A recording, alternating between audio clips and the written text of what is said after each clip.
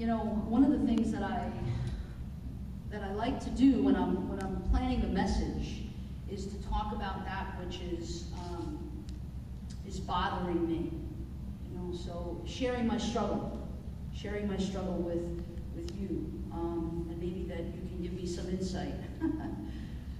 It's not about me giving insight, you know. It's about sharing our spiritual exploration together. So these last few weeks I've been struggling with feeling out of sorts. Now maybe it is Mercury's in retrograde, I don't know. I'd love to be able to blame that, you know, that's for sure.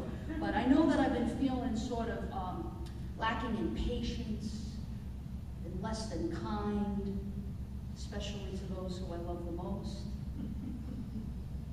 I've been feeling irritable, sort of despicable. Has anybody seen Despicable Me 2? Yet? How about Despicable Me 1? Anybody? See it? Okay. So I've been feeling kind of despicable. And when I feel this way, I always have to get to the bottom of what's the exact nature. So what's going on? Why am I irritable? Why am I not patient? Why am I feeling out of my skin kind of thing? And it is usually the deadly trio. The deadly trio of resentment and anger and fear. And if I'm in resentment, it's because I'm in the past. And if it's anger, I'm in the present, and I'm usually upset because I'm not getting my way, or things aren't going my way. And if it's fear, it's about the future. So I'm already projecting. Yeah, I'm not in the moment. Because if I'm in the moment, I should be in gratitude.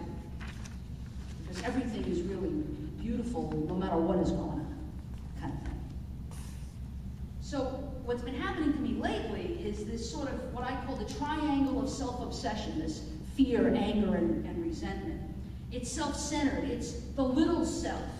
It's this little self, not the higher self, but the little self screaming for attention.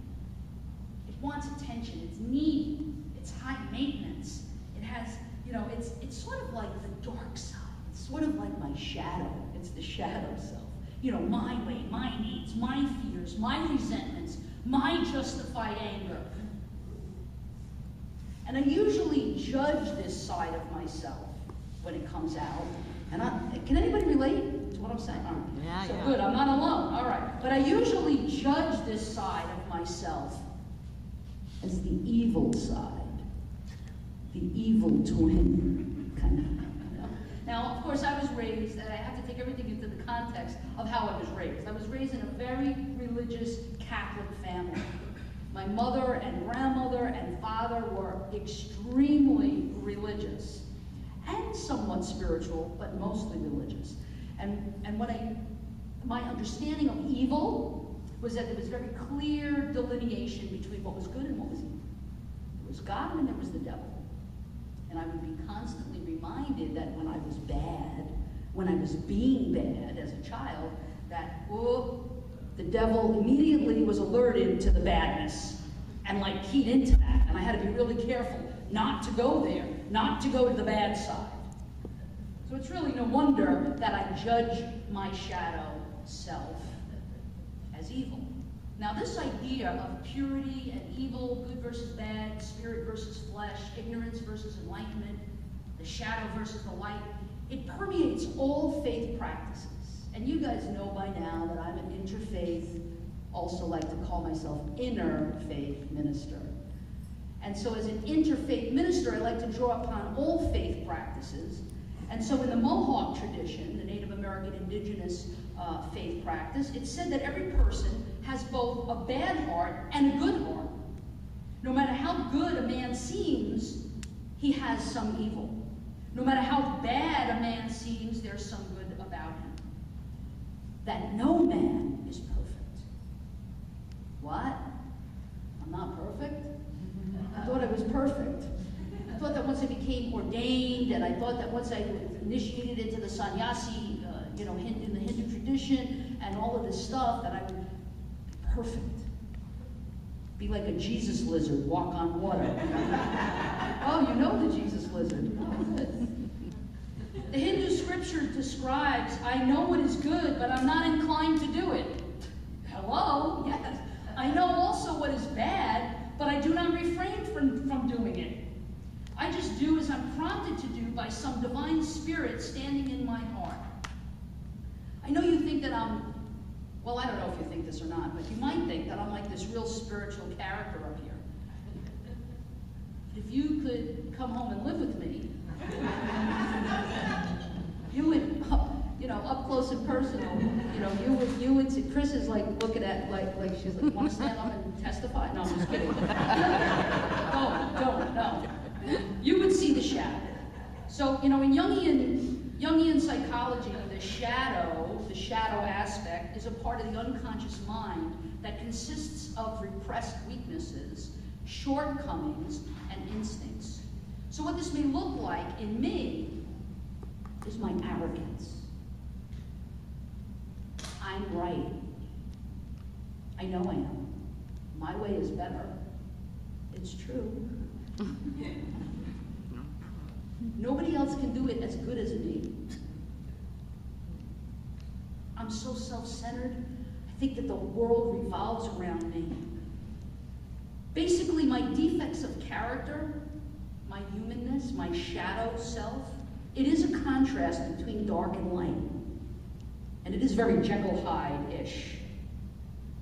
Not only do we judge our own behaviors and thoughts as sometimes bad, we more than likely have had experiences with other people. See, that's the other part of me. It's not only do I think that I'm right, but I think that I'm a really good judge. And I can really judge everybody else and what they're doing. And I judge their actions as good or bad. Now, this dark side of us, Jung says, our shadow self, it shouldn't necessarily be judged as right or wrong. It's just our shadow. It's a place where we can spiritually evolve. It's a place that we can polish. So it's an opportunity to look at, to reflect on. As Rumi said, everyone sees the unseen in proportion to the clarity of his heart, and that depends on how much he has polished it. Rumi also said, how can I ever become polished if I'm annoyed by every rub? So whoever has polished this shadow or shown light on the shadow is the better person. Not to get rid of the shadow necessarily, because I don't think that we ever will until this embodiment is done. And then we're on to the next embodiment and a whole new set of shadows. The Taoist scripture in the Tao Te Ching says, everything has its that, and everything has its this. So that comes out of this, and this depends on that, which is to say that this and that give birth to each other. So it's sort of a recognition of both and, not either or. Now the sage too recognizes a this and a that, and sort of like, it's all good. That even when things are happening around us that we judge as bad, illnesses, loss of job, separations, whatever is going on in our outside circumstances, we judge that as good and bad. And what if it just is? What if it just is? So there's a little bit of allowing here, allowing this shadow, a little bit of allowing this dark and light, and not to judge it. Now, this sounds like a cop-out, because it sounds like, oh, I don't have to work on myself then. See? Oh, it's just my shadow. I love it. Allow it. I know I want to be a better person. And in the Hindu scriptures, they talk about these things called samskaras. And samskaras, S-A-M-S-K-A-R-A, samskara, it's sort of an impression from all of our embodiments. And these impressions are tendencies. And some of them are good, like being able to play the guitar or having a talent to draw, It's like, where did that come from? When did you ever see a little kid, and the little kid has like all this talent? It's like, where did that come from?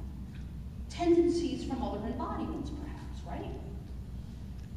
Well, guess what? Not only do we have these good tendencies, but we also have some not so good tendencies, like arrogance, like impatience, like self-centeredness, like wanting it my way. So we work on these, right? And so how do we do that? The first thing for me that helps, and I want to share like what helps for me, is to recognize that these samskaras, this shadow, that's not the true nature of who I am. So here goes this, like, I want to be perfect thing. Guess what's perfect? My spirit. It's perfect. I know it's perfect. I know because I know that the body is not. So this body, this name and form, that I keep on taking different embodiments and different embodiments and different embodiments, there's one thing that remains forever the same and unchanging and perfect, and that is the soul. That is the spirit. So, step one, I feel, in this sort of, when I'm in the middle of this evilness that I feel, this evil twin stuff, I have to do a sacred reboot. When I'm off to the races, and I don't know if anybody else can relate to this, but for me, when I'm in that evil twin, if you saw Despicable Me 2, anybody? Did anybody see it? Raise your hand high. Okay, so you know that there's evil minions.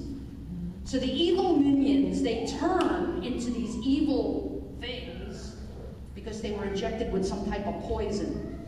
I think that that poison is, in the Hindu scriptures, samskaras, those tendencies. Now here comes this evil side of me, and I don't know how to stop it. And I'm fighting with people, and I'm arguing, and I want my way, and I'm playing a tug of war. I have to hit the sacred reboot. I have to reflect and go within, and I have to say, all right, I'm allowed a do-over, a mulligan in golf. I'm allowed one. I'm allowed two. I'm allowed three. I'm allowed four. I'm allowed as many as I need, as long as I keep reflecting and remembering that this is not who I really am. And I want to be a better person, and I want to evolve, and I want to spiritually polish. And so, sacred reboot, start the system up again. Reflect on who I am. Remember that I am not this shadow, that I am light. You know, even Jesus, we talk about the Master, Jesus and Buddha. Jesus, in the Gospel of Matthew, he was tempted in the desert by the devil. And Jesus dispelled that shadow of ignorance, and he was not moved by what the devil was telling him. It was all that shadow stuff that was going on when Jesus was being tempted. And Buddha, during the 7 days while he was under the Bodhi tree, was visited by 3 daughters of Mara, who tried to lure him into the shadow. But Buddha was not moved. So, sometimes I'd like to think I'm like Jesus or Buddha, but the reality is that I'm not there yet. I'm not there yet. It's a goal. I'd like to be someday, maybe. I don't know about this embodiment. I'm going to give myself a break, and I'm going to go, maybe it's not going to happen in this embodiment. Okay, I give up. But I think that if we recognize the shadow in ourselves and shine the light of love and compassion on it, we start the sacred reboot. Pema Chodron, the Buddhist nun, talks about shining compassionate light on the shadow. Shine this light on our inadequacies and our weaknesses. Shine the light of love on those aspects of our personality that we recognize as shadow. You know, and it reminds me of the movie Monsters, Inc. There's also another sequel to Monsters. I don't want you to think that I'm in like the film industry and I'm pushing it. Come on. But these cartoons, like, they're so powerful. They're like amazing spiritual teachings for me. You know, so there's this little girl, Boo, and she faces Sully, the monster, right? Who she was originally afraid of because he was hiding in a closet, but then she faced him, and in the light, Sully becomes her friend. And the same thing with, you know, with the Despicable Me 2 movie, the evil minions are given an antidote.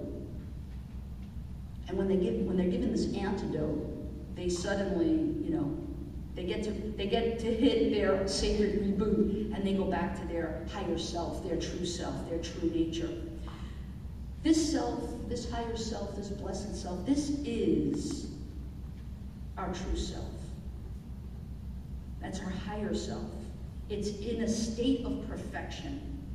We know that we're bound by our human nature, and that while we confess that we are between the light and the shadow, we are waking up. The good news is we are on our path to becoming polished and spiritually evolved.